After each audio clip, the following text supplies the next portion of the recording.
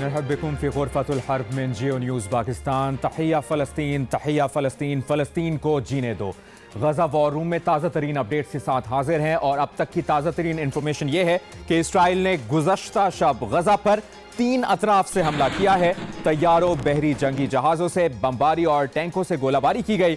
اسرائیل نے غزہ کا مواصلاتی نظام تباہ کر دیا ہے۔ انٹرنیٹ، موبائل فون سروس اور لینڈ لائنز بند کر دی ہیں، جس کے باعث غزہ کا رابطہ دنیا سے کٹ گیا ہے۔ شدید اسرائیلی بمباری سے نقصانات کی تفصیل اب تک سامنے نہیں آ سکی ہے۔ ایک رات میں ہزاروں فلسطینیوں کے شہید ہونے کا خدشہ ظاہر کیا جا رہا ہے۔ شدید بمباری کی وجہ سے زخمیوں کو تباہ شدہ عمارتوں کے ملبے سے نکالا نہیں جا سکا۔ 20 روز سے جاری بمباری میں شہید فلسطینیوں کی تعداد 7,700 سے زیادہ ہو گئی ہے۔ شہداء میں 3,600 بچے بھی شامل ہیں۔ اور حماس نے دعویٰ کیا ہے کہ اسرائیل کو غزہ پر زمینی حملے میں ناکامی کا منہ دیکھنا پڑا ہے اور اسے وحشیانہ کارروائی میں کچھ حاصل نہیں ہو سکا ہے۔ یہ بھی کہا گیا ہے ترجمان کی جانب سے دعویٰ کرتے ہوئے کہ اسرائیل کے زمینی حملوں کے خلاف حماس کامیاب رہی ہے۔ اسرائیل کی بمباری میں اسپتالوں اور معصوم شہریوں کو نشانہ بنایا گیا ہے۔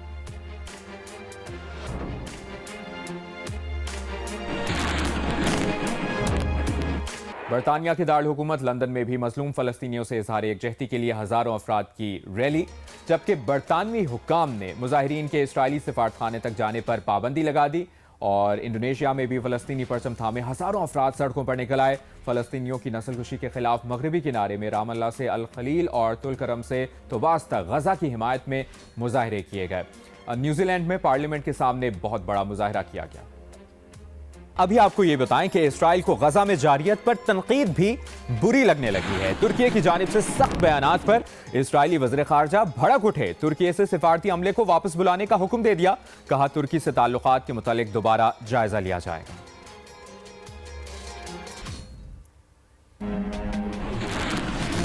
اور لبنان اسرائیل سرحد پر جاری مسلسل جھڑپوں کے نتیجے میں لبنان پر جنگ کے سائے مزید گہرے ہوتے نظر آ رہے ہیں۔ نمائندہ جیو نیوز طارق ابو الحسن وہیں پر موجود ہیں۔ لبنان اسرائیل سرحد پر کیا صورتحال ہے بتا رہے ہیں۔ جی طارق بتائیے۔ جی، یہاں لبنان اسرائیل بارڈر پر پورا دن کشیدگی رہی ہے۔ مستقل یہاں دھماکوں کی آوازیں آتی رہی ہیں۔ جو صورتحال سرحدوں پہ کشیدگی کی وجہ سے لبنانی گورنمنٹ نے ملک کا جو واحد انٹرنیشنل ایئرپورٹ ہے، رفیق حریری ایئرپورٹ، یہاں سے تمام دفاتر کو خالی کرنے کا حکم دیا ہے۔